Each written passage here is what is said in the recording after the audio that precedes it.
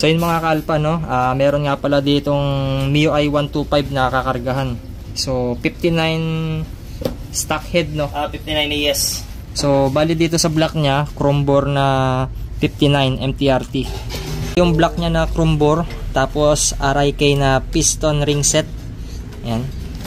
Forged na rin to? Forged. Ano? Forged piston yan. Kahit di na siya mag-LHK, no? Hindi na. Ayan.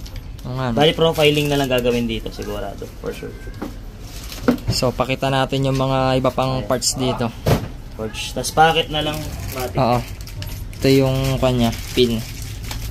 Tapos dito tayo sa stock head. Bali magpo-port lang dito nito. Headworks.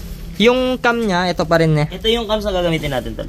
Bali lang turns yan. Parang hindi, wala siyang turns. Bali yung valve spring niya 5 turns, nasa yung valve spring. Nandiyan yung valve spring Ay, lip pala, no? MTRT din. Ito yung MTRT na 5 turns. Yan, yun yung ginagamit din natin sa click. Ayan. Click M3 Solay 125. Tapos ito, ilang lip yan? Nasa 5 point something to, pero sungatin muna natin. Alam ko stage 2 to eh. Mataas to. Tapos ito yung head cover. And then powder coated to? Hindi. Akala powder coated. Pang tune sa konto, no? CVT na CVT. Tapos throttle body natin ito 32 Canada. Ayun yung throttle body niya. Tapos mga other essentials na lang. Yan, yung ram air. Ayun yung mga panggilid natin tol, pakita mo. HIRC, XKD bell. Tapos yan, brake system niya. Yung Kangir at saka yung Chromate at saka... Ito, magpakan din siya, no? Bali, yan. Ram air ne. Ram air.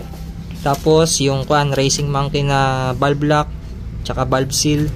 Tapos Racing Monkey din na ano tol. Yan, ito, Canada na tensioner ne. Ayan, Racing Monkey na light and valve tol. Ito, para saan to? Ano yan, tappet, o-ring. Tapos, torsion control. NCY. Yung mga bola nyo. Talagang kinumpleto niya na yung mga no? Ayan. Dapat CVT only, kaso nauwi sa 160cc. Sir, yung elbow lang. 3 elbow lang.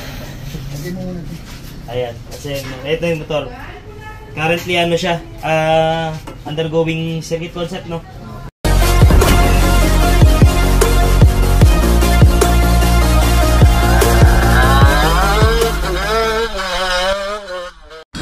So bali dito kinakalag na yung mga internals dito sa head kasi magpo-port tayo dito. Ay, gogol ko lang yan.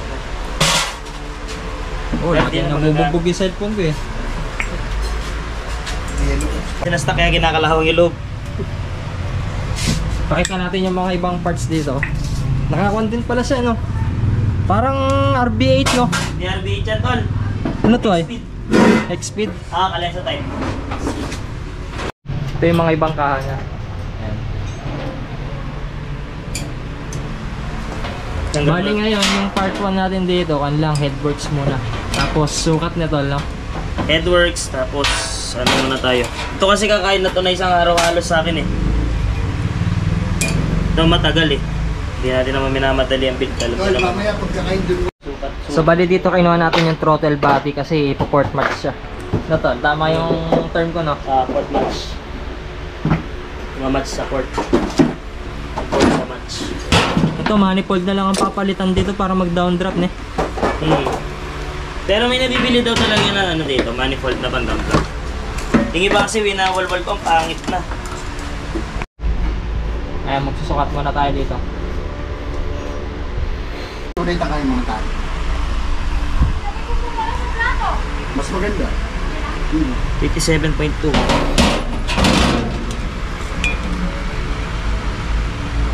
Malaki-laki rin ito, no? Oo Sir, sa akin sa bayan. Yaw sir, San Rafael ko sir. Sa Rafael ka mo? So ito, magpapalit din pala siya ng adjustable timing gear. Hindi na natin napakita kanina. CRP yung gamit dito mga kalpa. So dito pinoport na. Medyo matagal-tagal din ito.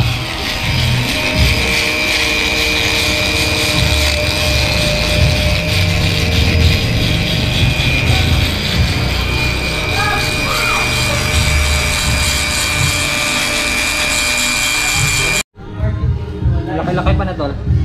Laki-laki pa yung naabot. Ayan po. Pero yung ano niya, konting ano pa, ayos pa.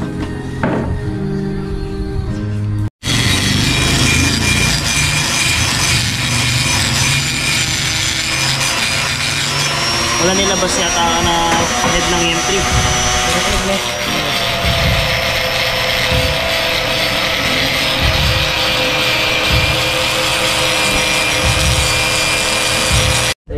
So ito, konti na lang, no? Hindi, metal polish ko ba yan? Tal, di ba yung ano na yung size ng valve niya?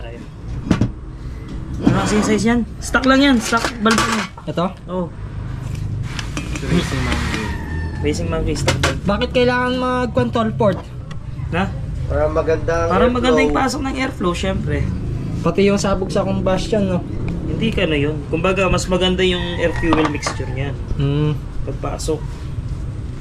Ita ng ano to, ba't may makipot tapos may maluwag? Sige, wakan. And ito si Sir, yung may-ari, ayaw niyang pakita yung identity niya.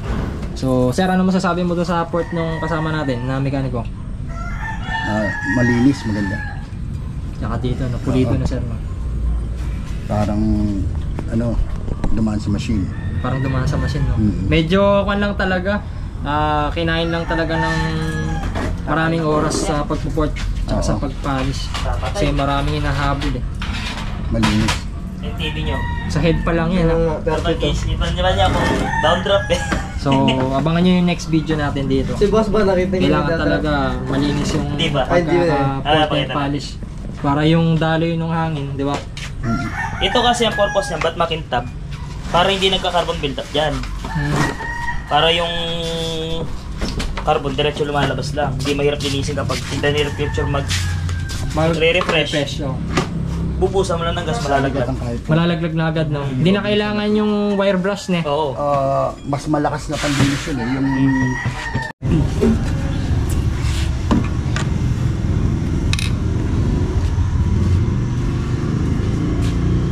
So dito nga mga kalpa, bubuin na nung tropa natin yung makina rito. So isasalpak na yung block, tapos magke-clay test, and then kukuha na ng compression. So hindi ko na ipapakita to dahil napakadali lang yan.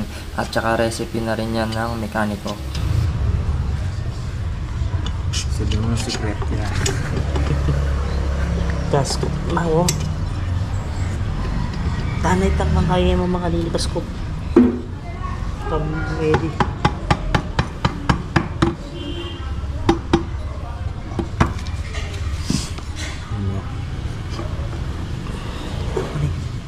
Kalbog-bagya kay tao ng stuya pero bakit ke? Ready na kami. Stone decite na. Decite ang pong top dead center. Kini tayo ko nun.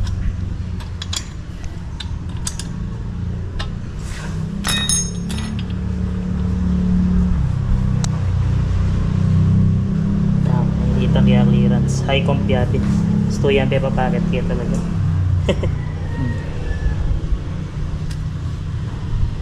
Natutok eh. Tutok eh.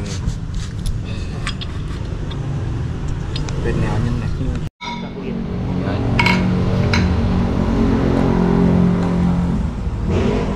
Walubat na yata.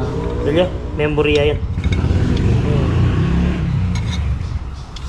Pilit. Yan.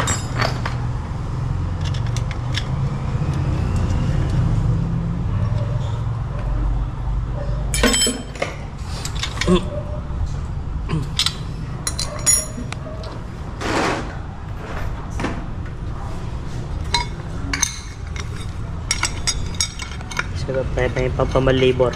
Ang pamahal ng labor.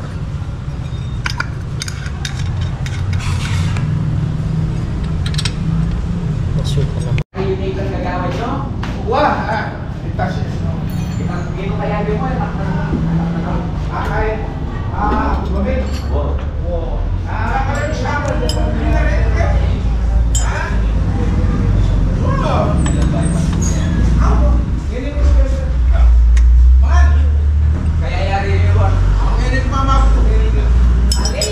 Pwede ko pala mag-vlogger eh.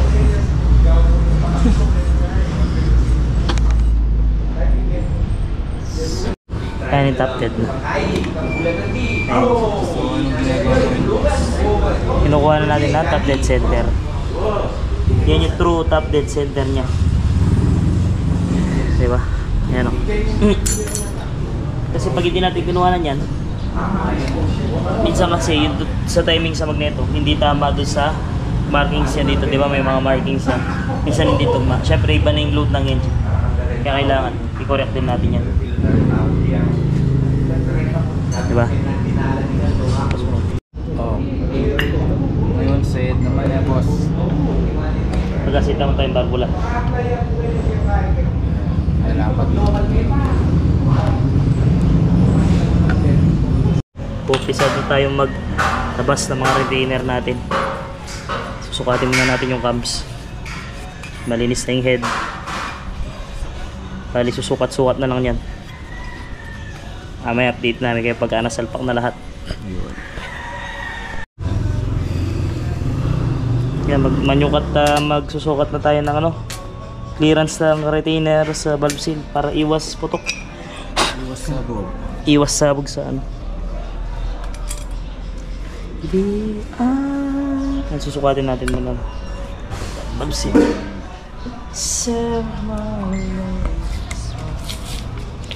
Whenever tomorrow brings, I'll be there. So dito nga mga kalpa, nabuo na nga yung makina. So bali cold start muna tayo rito. So yan, nakita nyo naman, one push start sa mga kalpa. At saka magbe-break in muna tayo kahit chrome board to, kailangan mag-break in pa rin tayo. So 1K yung auto bago natin birit-biritin. So syempre ipapa-remap na siguro to, or kapag gusto ng may-ari, baka bibili rin siya ng A-Racer na easy yung mga kalpa. So ito, circuit concept pala yung concept ng tropa natin dito mga kalpa. So shoutout kay Marcus Flores at din sa daddy niya. Yan. So dito magte-test ride din tayo mga kalpa para makita ninyo yung tunog ng makina.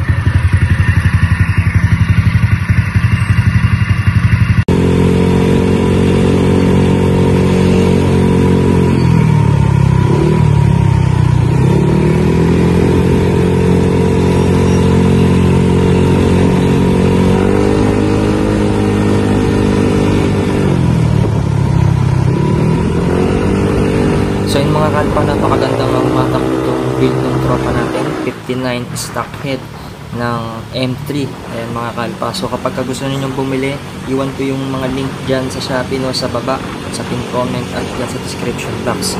So break in muna tayo, tapos i-update ko na lang kayo sa next episode nitong Mio M3 160cc. So dito na magtatapos yung vlog natin mga kalpa, and thanks for watching. So shoutout kay Marcus Flores at dun sa papa niya. Ayan mga kalpa, goodbye. And how gold is not enough.